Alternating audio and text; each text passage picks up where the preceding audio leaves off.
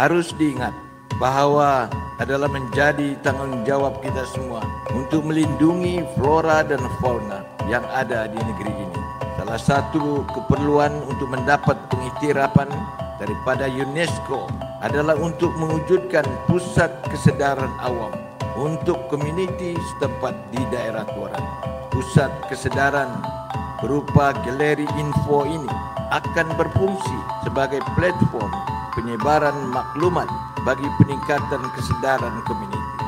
Sabah merupakan di antara destinasi pelancongan yang bertaraf dunia dengan memiliki kekayaan serta keajaiban alam semula jadi.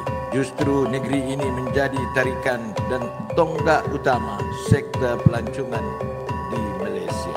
Dengan kata-kata itu, saya dengan sukacitanya merasmikan proses konsultasi bersama pihak berkepentingan dan komuniti tempatan dan ekspedisi saintifik perluasan kawasan Kinabalu UNESCO Global Geopark dan Crocker Range Biosphere Reserve di daerah Tuaran.